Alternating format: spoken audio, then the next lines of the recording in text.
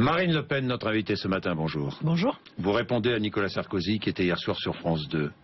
Est-ce que vous êtes responsable de la victoire de François Hollande en 2012 ? Non, je pense que Nicolas Sarkozy devrait sortir un miroir et se regarder dedans, il trouvera le coupable de son échec. Je rappelle que j'ai appelé à voter blanc. Pour une raison très claire d'ailleurs, c'est que j'étais absolument convaincu que François Hollande mènerait exactement la même politique que Nicolas Sarkozy. Tous les matins, M. Bourdin, tous les matins, je me félicite de cette décision. Car j'avais raison, la politique menée aujourd'hui est la même que la politique menée hier, et précisément c'est la raison pour laquelle j'offre aux Français est-ce que vous n'avez pas une autre donné, politique. Est-ce que vous n'avez pas donné un sacré coup de main à François Hollande entre les deux tours en 2012? En aucun cas. Nicolas Sarkozy me reproche de ne pas avoir appelé à voter pour lui. Oui. Mais pourquoi j'aurais appelé à voter pour lui? Il a mené une politique radicalement inverse de celle que je veux voir mener en France. Il a fait une politique immigrationniste. Il a fait une politique de renforcement de l'Europe. Il s'est assis sur le référendum des Français dans le cadre de la plus grave violation qui ait pu exister de la parole du peuple. Il a fait 600 milliards de dettes supplémentaires. Il a contribué à l'aggravation du libre-échange qui aujourd'hui est en train de tuer notre agriculture, de tuer notre industrie. Pourquoi donc est-ce que j'aurais appelé à voter pour lui ? Il a fait la même chose que François Hollande, je l'ai dit. On a l'impression que ça s'accélère, l'effondrement du pays. Mais la réalité, c'est que François Hollande a pris la même pente que Nicolas Sarkozy. Et le principe même de la pente, M. Bourdin, c'est que plus on avance sur la pente et plus on va vite. Vous l'avez regardé hier soir? Pas hier soir, mais ce matin. Ce matin, vous l'avez regardé avant de venir? Oui. Oui. Et alors? Eh bien, il n'a pas changé, tant mieux. Il n'a pas changé, tant mieux. C'est-à-dire, voilà. Il n'a pas changé. Il n'a pas changé. C'est quoi? Ça veut dire quoi, il n'a pas changé? Il n'a pas changé dans son discours, il n'a pas changé dans son comportement, il n'a pas changé... Mais rien n'a changé, ni les idées, ni la manière dont il se présente, ni cette fausse ingénuité. Qu'est-ce que vous n'aimez pas chez lui?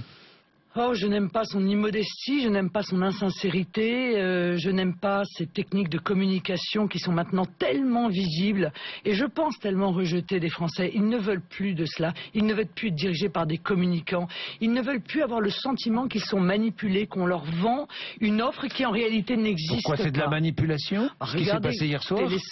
Les seuls éléments dont il a parlé, regardons de près. Il parle du référendum, ça a hurlé de rire. Il nous a fait le coup en 2007, en 2010, en 2011, en 2012, après avoir, comme je vous le rappelle, fait voter la Constitution européenne par le Congrès contre l'avis des Français.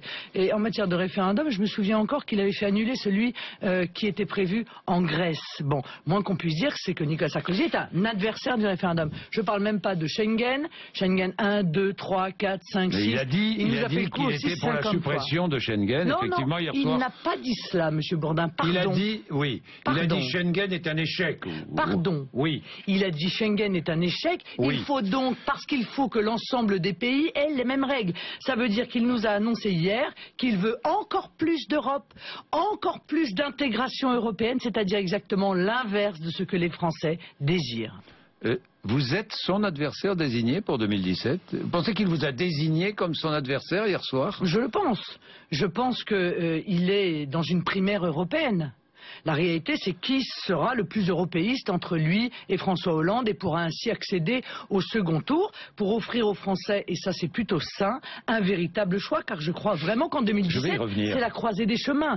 Je veux dire, c'est la France... Vous pensez qu'en 2017, on aura François Hollande, Marine Le Pen, puisque vous êtes une femme, je vous mets en tête, Marine Le Pen, François Hollande et Nicolas Sarkozy? C'est pas impossible, oui. C'est pas impossible. C'est-à-dire qu'on va revivre ce qu'on a vécu en 2012. Vous pensez que les Français ont envie de ça? Pas dans le même ordre, je l'espère. Mais vous pensez que les Français ont envie de ça? Les Français, ils ont envie qu'on leur présente un vrai grand choix, car ils ont compris que nous sommes à la croisée des chemins. La France contre Bruxelles, l'identité nationale contre le multiculturalisme, le protectionnisme et le patriotisme économique contre l'ultralibéralisme. Voilà les grands choix qui vont être les leurs. Alors après, qui aura gagné la primaire européenne? Qui sera le chouchou de Bruxelles? Est-ce que ce sera François Hollande? Est-ce que ce sera Martine Aubry? Est-ce que ce soit Nicolas Sarkozy? Bon, c'est vrai qu'il n'y a pas un grand renouvellement de la vie politique, faut le dire quand même, hein, oui. Pour le coup. Hein. Oui. On a quand même l'impression de prendre les mêmes et recommencer en permanence. Mais c'est vrai chez vous comme ailleurs, hein, Marine Le Pen. Excusez-moi, moi je suis à la tête du Front National depuis 3 ans. Jean-Marie Le Pen, vous avez été déjà candidate à l'élection présidentielle, vous le serez vous le serez en 2017. Permettez-moi, M. Bourdin, Oui. j'ai 46 ans, Oui. je suis à la tête du Front National depuis 3 ans, il y a eu une présidentielle, pour le coup je ne suis pas la plus datée de l'ensemble de la vie politique. Vous serez candidate en 2017, évidemment. Je pense que je serai candidate en 2017, puisque, Oui. a priori, je serai à nouveau présidente du Front National au mois de novembre, puisque, comme vous le savez, nous avons un congrès. Bon, vous serez candidate en 2017, vous risquez donc d'avoir Nicolas Sarkozy. Vous pensez d'ailleurs que Nicolas Sarkozy sera candidat en 2017? Moi, je n'ai jamais cru qu'il Il n'a rien dit hier. Mais je n'ai jamais cru qu'il irait jusqu'au bout de son retour. Ah bon? Nous le verrons. Mais je ne suis pas mécontente de ce retour. Parce que je sais très bien que l'éloignement embellit les gens. Vous voyez, le souvenir embellit. Plus on s'éloigne d'un événement, plus on le voit sous un jour positif. Et la réalité, c'est que son retour va permettre à beaucoup d'électeurs de l'UMP de se rendre compte que non, décidément, ça n'est pas de cet homme-là dont ils ont besoin, ça n'est pas de cette ligne politique dont la France a besoin. Donc je ne suis pas mécontente de cet élément de clarification du débat. Les Français ont peur, a-t-il dit hier. Ils ne croient pas en Marine Le Pen. Voilà ce qu'il a dit hier soir. Non, il a dit exactement la même chose que l'ensemble de la classe politique dans un exercice qui manquait beaucoup d'imagination. Il dit, avec un certain mépris, il faut bien le constater, les électeurs qui votent Marine Le Pen, c'est parce qu'ils sont peureux, c'est parce qu'ils souffrent. Non, c'est parce qu'ils croient à l'alternative que je représente. C'est parce qu'ils croient. Non, mais c'est parce qu'ils croient que les solutions que je propose sont les bonnes. Mais la solution, il dit vous isolez la France. Je ne veux pas voir la France isolée. Oui, mais ce serait une catastrophe pour la 5e puissance du monde. Mais là encore, quelle preuve d'imagination. C'est la même caricature qui est faite par l'ensemble de la classe politique du système. Oh là là, c'est affreux, on va s'isoler. La liberté n'est pas l'isolement, M. Bourdin. Et Nicolas Sarkozy doit le comprendre. On peut être libre sans être isolé. Toute son existence, la France a été libre sans être isolée. Et même elle était plus puissante et bien plus écoutée et entendue qu'elle ne l'est aujourd'hui. Alors la caricature des électeurs du Front National, les pauvres, ils sont peureux, ils souffrent et c'est pour ça qu'ils votent Front National, il n'a rien compris. Il n'a donc rien appris. La réalité, c'est que le vote Front National est un vote d'adhésion aujourd'hui. Les gens veulent du protectionnisme aux frontières. Ils veulent qu'on arrête l'immigration. Ils veulent qu'on donne un avantage aux Français dans l'accès aux aides sociales. Ils veulent qu'on les traite avec dignité. Ils veulent qu'on arrête le libre-échange échevelé. Ils veulent cela. Voilà. Et ils l'auront, car s'ils le veulent, ils l'auront. Je veux faire barrage à Marine Le Pen au nom des valeurs, a-t-il dit aussi, ou a-t-il écrit d'ailleurs? On dirait du Chirac. On dirait du Chirac. Mais qu'est-ce qu'il y a? Quelle est la nouveauté dans cette argumentation? C'est une argumentation totalement vide que l'on connaît depuis 30 ans. Une France barricadée et xénophobe qui nous ramènerait 50 ans en arrière. Ça c'est du Hollande. C'est Alain Juppé. Eh ben non, vous vous trompez. C'est Alain Juppé qui a dit ça. C'est du Hollande dans sa conférence de presse. Alain Juppé a dit la même chose. Avec des barricades et des barbelés aux frontières. Tout ça est grotesque. Mais ça prouve quand même la détresse et peut-être la vacuité de la classe politique actuelle qui est incapable de répondre aux véritables préoccupations des Français. Bon, alors, puisqu'on parle de l'isolement, l'abandon de l'euro isolerait la France ? Non, je ne le crois pas, mais encore une fois, le retour à une monnaie nationale... Avec une dette de 2000 milliards d'euros ? Oui, dont Nicolas Sarkozy est en grande partie responsable aussi, 600 milliards il a fait de dettes supplémentaires. Ça m'a amusé hier quand je l'ai entendu dire, ça n'est pas avec la dépense publique qu'on relance un pays. Lui, il en a fait quand même 600 milliards de dettes supplémentaires. Mais bon, bref. Non, le retour à une monnaie nationale, d'abord c'est une question de souveraineté. Car un État, c'est une loi, une monnaie, un territoire. Nous y avons droit. Nous avons droit à cet élément de notre souveraineté. Et deuxièmement, c'est un moyen pour retrouver la voie de l'emploi, de la croissance et donc de l'augmentation d'un pouvoir d'achat qui est terriblement bas aujourd'hui. Une dette, oui, détenue à 66% par des créanciers étrangers, Marine Le Pen. Non, mais ça n'a aucune importance. L'important, c'est est-ce que la dette est de droit français ou de droit étranger? La dette de droit français est à 93% de droit... 7% de la dette serait concernée, effectivement. Voilà, donc c'est un niveau très bas. Sauf que la France s'exposera à des procès en cascade. Ah bon, pourquoi?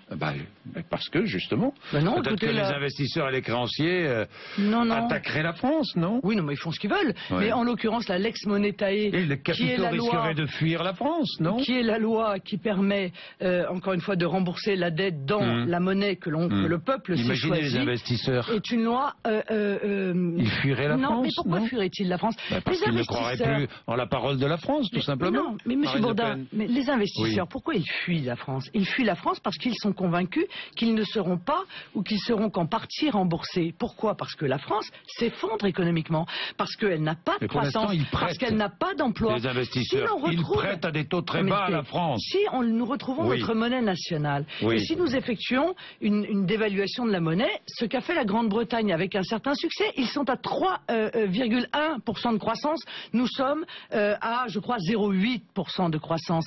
Eh bien, à ce moment-là, les investisseurs seront rassurés car ils verront que nous exportons à nouveau, que nous nous industrialisons à nouveau, que nous retrouvons la voie de l'emploi et donc que nous retrouvons par un effet mécanique la voie de la baisse de nos déficits et donc de la baisse de notre dette. Bien, avec une inflation... Avec une inflation. Mais pourquoi très forte pendant plusieurs mois. Mais écoutez, vous le savez bien. Pendant des mois, Monsieur Bourdin, vous ainsi que d'autres, nous avez dit que l'inflation, c'est épouvantable. Aujourd'hui, on nous explique que c'est la déflation qui va nous ruiner. Alors, il faut savoir ce qu'on veut. Moi, je crois qu'une inflation, lorsqu'elle est maîtrisée, lorsqu'elle est raisonnable, est un élément, d'ailleurs, un élément de désendettement du pays. On le sait, et on voit bien qu'aujourd'hui, le danger, c'est la déflation et non pas l'inflation, puisque une inflation de 2, 3 ou 4% est parfaitement supportable. C'est ce qu'il y avait pendant les 30 Glorieuses, et parce qu'elle s'accompagne aussi de l'emploi, elle s'accompagne de la croissance, elle s'accompagne de la création de richesses et donc de recettes pour l'État.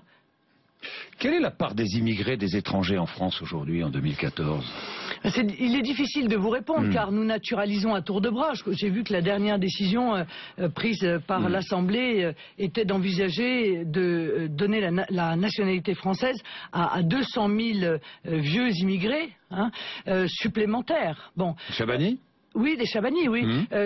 Au moment où c'est vrai que cette décision est contestable, car nous n'arrivons même plus à faire vivre correctement nos personnes âgées. Nous demandons des sacrifices à nos retraités, des sacrifices qui vont d'ailleurs aller en s'accélérant. Les retraites sont à un niveau très bas, contrairement à ce que pense le gouvernement. Au-dessus d'une retraite à 1 200 € par mois, c'est pas un retraité aisé. Il faut quand même le rappeler. Et donc, on fabrique des Français de manière régulière, grâce au droit du sol, que je conteste. Vous savez que je suis pour la suppression du droit du sol, mais grâce aussi à ces naturalisations qui étaient, je me souviens, sous Nicolas Sarkozy, un peu plus de 30 000 par an. Ça doit continuer d'ailleurs. Je vous repose la question, quelle est la part aujourd'hui des immigrés, des étrangers? On aimerait bien le savoir. Madame Tribala a écrit... D'après toutes les époques, d'après toutes les études, on est autour de 14-15%. Non mais zéro étude. Arrêtez de nous dire... écoutez, on nous explique que depuis 1973, il n'y a plus d'immigration en France. D'accord. Selon toutes les études. Elle a progressé. Ah non, selon toutes les études, on nous dit qu'il n'y a plus d'immigration en France. Bon, il faut arrêter de se raconter des histoires parce que si on n'est pas capable de faire le constat, de regarder les choses face à face, on ne réglera pas le problème. Est-ce que la France accueille plus d'immigrés que ses voisins européens? Mais je me moque des voisins européens. Ce que je sais moi, c'est que... Elle accueille moins d'immigrés. Ce que je sais moi, c'est que nous accueillons une immigration qui est une immigration d'installation, qui n'est pas du tout une immigration de travail, que d'ailleurs nous n'avons plus de travail et que par conséquent nous importons des chômeurs. Que ces chômeurs... Si on a du travail, oui à l'immigration. Non, pas si on n'en a pas besoin. C'est ce que fait l'Allemagne. Pas si on en a... Mais bien sûr, si on a besoin. Mais Monsieur Bourdin, l'Allemagne fait ça. Et les syndicats allemands contestent à juste titre la politique de l'Allemagne. Elle consiste à aller chercher des immigrés pour les payer à bas coût et pour peser à la baisse sur les salaires. Je ne veux pas de cette politique dans mon pays. Je ne veux pas que l'on continue avec le regroupement familial à faire venir des gens dont la présence pèse sur les finances publiques parce que ce sont ceux qui travaillent qui sont obligés de les prendre en charge. Pour faire venir quelqu'un, un immigré doit prouver qu'il travaille et qu'il ne touche pas d'aide sociale. Mais oui, bien sûr. Et puis au bout d'un mois, il ne travaille plus et il reste. Mais vous savez... Au bout d'un mois... Il doit prouver que ses revenus ne viennent pas d'un minima social. Vous le savez. La première filière... C'est vrai. C'est vrai ou c'est faux? Non mais d'accord, mais il y a 1000 manières de contourner cette disposition. La première filière d'immigration, c'est le tourisme. la première filière d'immigration clandestine. On vient pour aller visiter un ami, un conjoint, une famille ou la Tour Eiffel, et puis on reste. Et à partir de ce moment-là, on n'est plus expulsable, vos enfants sont pris en charge intégralement et gratuitement à l'école, et vous bénéficiez de l'aide médicale d'État, c'est-à-dire de la prise en compte intégrale de vos soins, ce qui n'est même pas le cas des Français qui travaillent, bon sang. Il y a quand même une injustice insupportable à voir que dans notre pays, aujourd'hui, des gens qui sont en situation clandestine sont, dans certains domaines, mieux traités que les Français. Marine Le Pen, donc on est entré en campagne électorale, hein, ça y est, avec le retour 2 ans et demi avant une présidentielle. Est-ce que vous pensez que la France a les moyens de cela?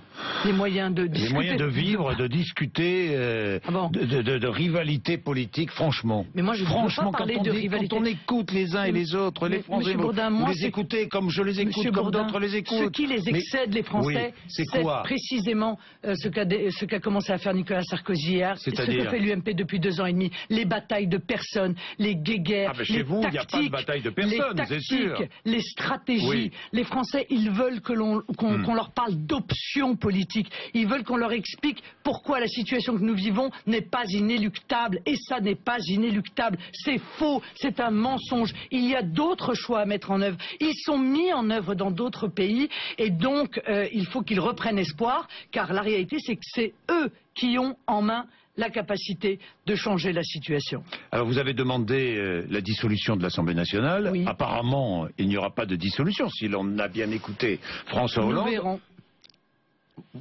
Vous ne croyez pas à cela? Vous ne croyez pas à ce qu'a dit le président de la République l'autre jour, lors de sa conférence de presse? Au bout de combien de claques électorale monumentale, le président de la République s'apercevra qu'il ne peut pas continuer à mener une politique contestée sénatoriale, régionale, encore départementale. Parce qu'il y a déjà eu les municipales, il y a eu les européennes, les Français ont exprimé un choix politique tout de même, ils ont dit quelque chose. Pourquoi ne sont-ils pas entendus? Le président de la République lui-même, dans un livre en 2006, disait si lors d'élections à mi-mandat, il apparaît que les Français sont en désaccord avec la politique menée, à ce moment-là, il faudra revenir au peuple. Eh bien, c'est bien le moins. Revenir au peuple. C'est bien le moins. Redonner la parole au peuple. C'est lui qui doit avoir le dernier mot. Oui, redonner la parole au peuple, c'est lui qui doit avoir le dernier mot.